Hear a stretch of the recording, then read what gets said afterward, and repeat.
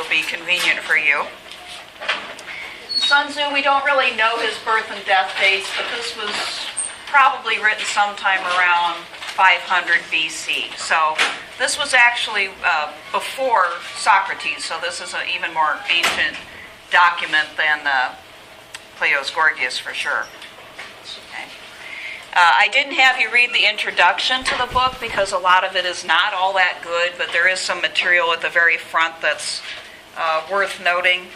It is the oldest military treatise that we know of that focuses just on those issues. And I like what the editor says here: to the military student able to adapt its principles to modern warfare, it even now, 25 centuries after its preparation, is a valuable guide for the conduct of war. And truly it's taught in military colleges to this day, like the National War College, okay? Because it's considered to have lasting insights, timeless insights, not just on strategy, but on human nature and conflict. And for that reason, it appears to be something that is still useful for officers to learn. One of the things that's mentioned in this book from time to time is the writings of Clausewitz, another famous military philosopher. And Sun Tzu is often used in conjunction with Clausewitz's The Art of War. And so don't be fooled, I guess, by the mention of that work and other works in this book. When other works are mentioned, other thinkers are mentioned, they put brackets around that. It's basically commentary, comparing Sun Tzu's ideas with Clausewitz and other military thinkers. Okay? Now, I wanted to just talk a little bit about this apocryphal story. The video also mentions it. It doesn't actually appear in The Art of War itself, but it's the one story that we have that comes down to us about Sun Tzu, and so it provides us just about everything that we know about Sun Tzu, which isn't much, as a human being. And it may be entirely apocryphal, which means that it may be simply a made-up story that's used to illustrate the nature of Sun Tzu, the type of thinking that he employed. But I just wanted to read some of this to you if you didn't, because I didn't ask you to do this yourself. But it says here in the introduction, Sun Tzu was a native of the Qi state. His art of war brought him to the notice of Ho Lu, king of Wu, or emperor of Wu, as he's mentioned in the video. Okay. Ho Lu said to him, "I have carefully perused your 13 chapters. May I submit your theory to a slight test?" And Sun Tzu replied, "You may." Ho Lu asked, "May the test be applied to women?" The answer again was in the affirmative.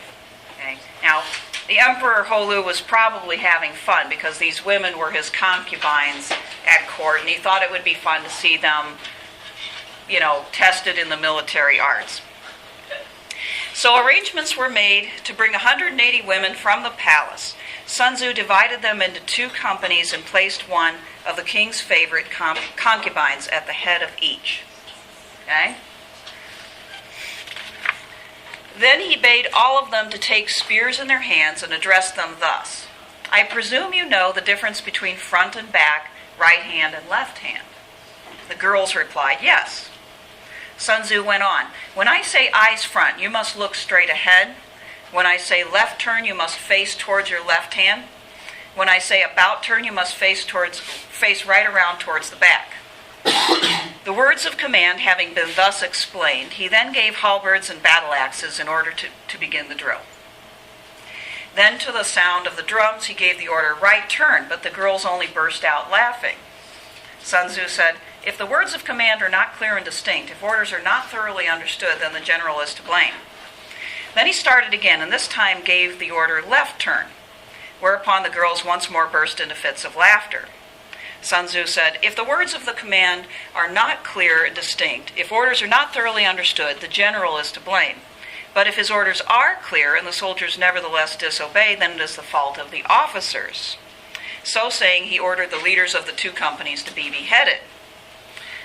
Wu's king was watching the scene from the top of a pavilion, and when he saw that his favorite concubines were about to be executed, he hurriedly sent down the following message. We are now quite satisfied as to our general's ability to handle troops. If we are bereft of those 2 concubines, our meat and drink will lose their savor. It is our wish that they shall not be beheaded. Sun Tzu replied, having once received His Majesty's commission as general of his forces, there are certain commands of His Majesty which, in acting in that capacity, I am unable to accept. Which is something he does mention in this book, that once you give military command to somebody, they need to use their judgment in the field. They may have to do that, even contravening or maybe ignoring certain commands from their superior, which is interesting. Okay? Accordingly, he had the 2 women beheaded and installed the pair next in order as leaders in their places. When the execution was over, the drum was sounded for the drill once more, and the girls went through all the evolutions, turning to the right or to the left, marching ahead or wheeling back, kneeling or standing with perfect accuracy and precision, not venturing to utter a sound. Then Sun Tzu sent a messenger to the king, saying, your soldiers, sire, are now properly drilled and prepared and disciplined and ready for your Majesty's inspection. They can be put to any use that their sovereign may desire. Bid them go through fire and water, they will not disobey.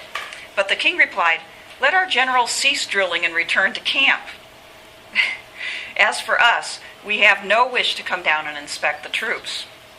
Sun Tzu's retort was, the king is only fond of words and cannot translate them into deeds. After that, Ho Lu realized that Sun Tzu knew how to handle an army and finally appointed him general. Well, that's interesting, too. He probably could have had him beheaded. In the west, he defeated the Chu state and forced his way into Ying, the capital. To the north, he put fear into the states of Qi and Qin and spread his fame abroad amongst the feudal princes. And Sun Tzu shared the might of the king. Okay. So, I guess, though, the king wasn't too happy with the demonstration because he lost his favorite concubines, he got the point, right? Which is more than you can say for most people who would find themselves in this position.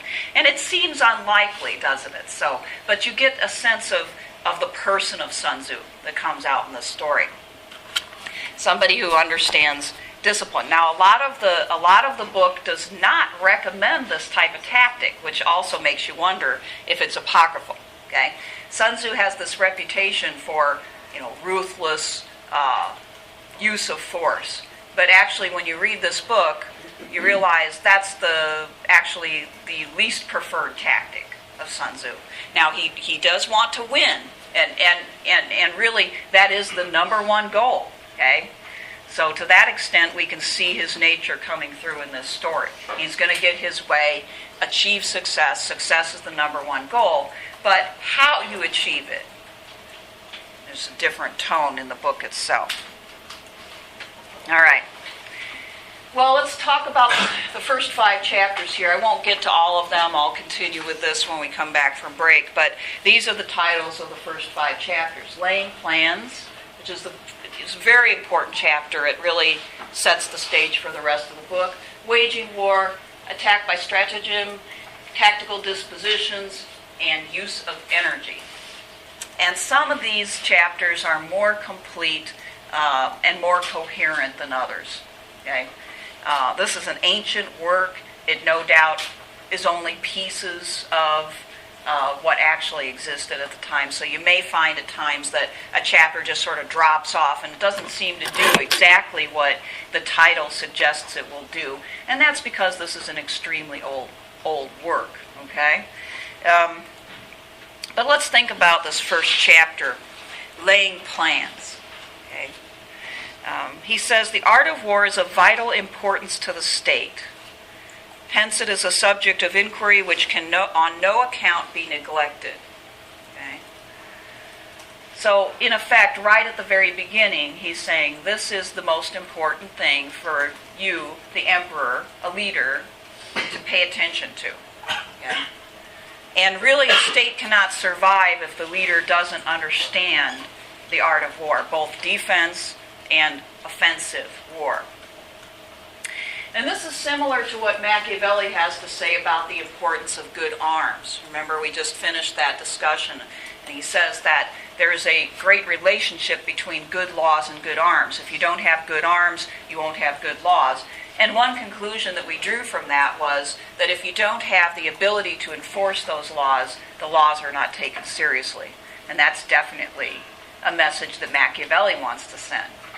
But also another theme that we looked at there was the idea that if you didn't have the support of the army and the people, right, because you were excluding them or mistreating them somehow, then you would not be able to be successful in war.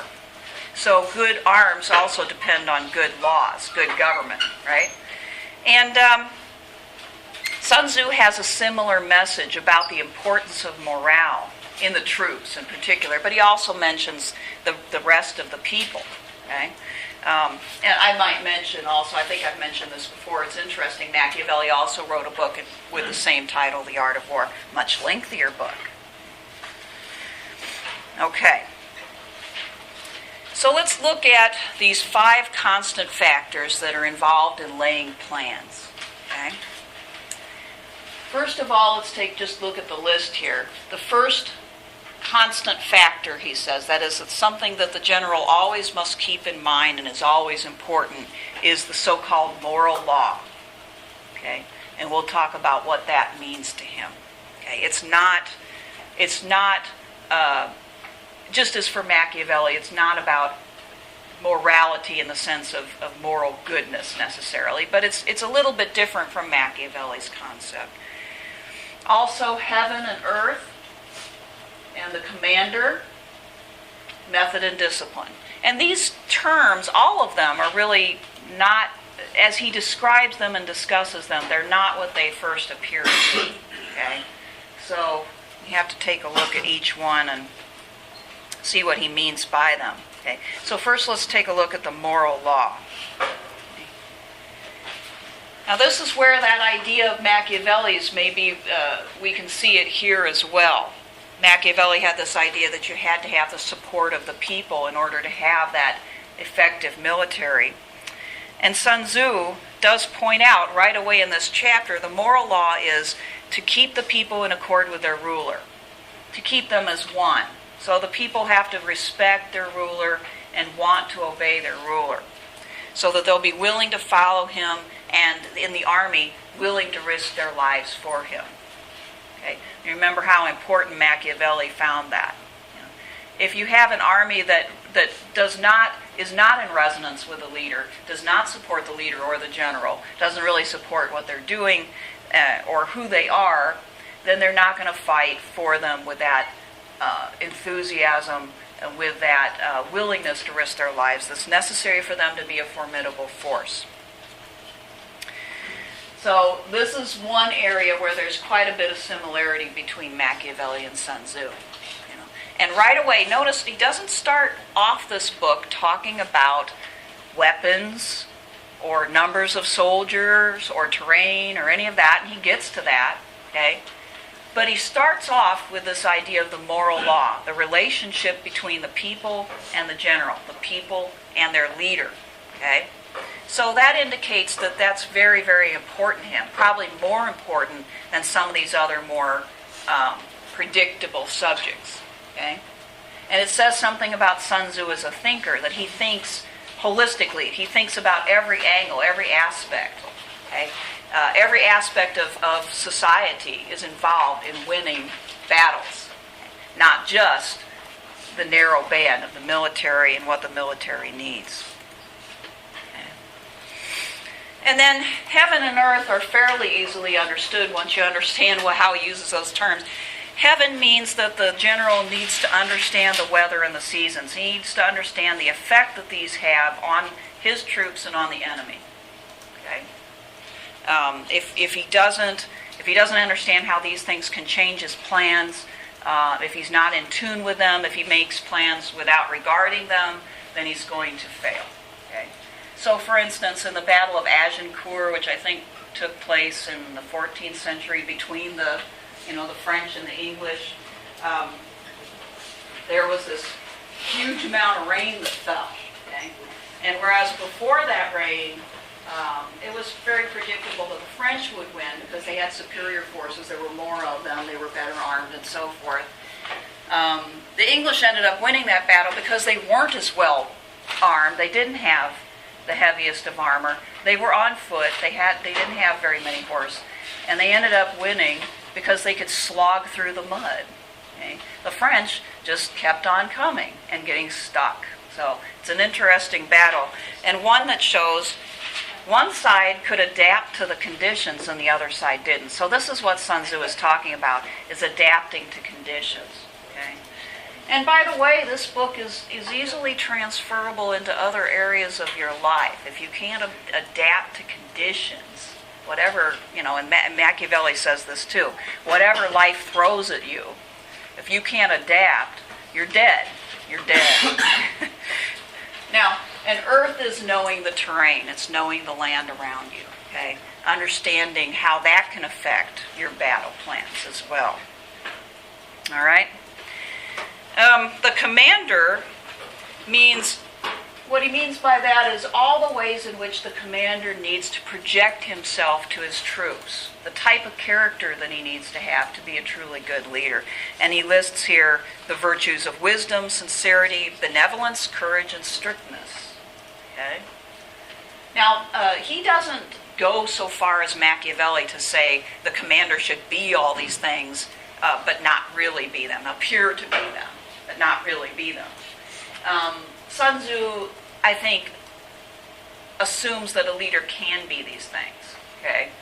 That he can be wise, that he can be sincere, that he can show benevolence, but within reason. In other words, he has to understand when and when not to do that, but he doesn't put the emphasis here on dissembling or fraud. Okay? But obviously, a commander can be strict while being benevolent, okay? If the troops do not obey him for some reason, I guess that's where that story comes from, right? All right.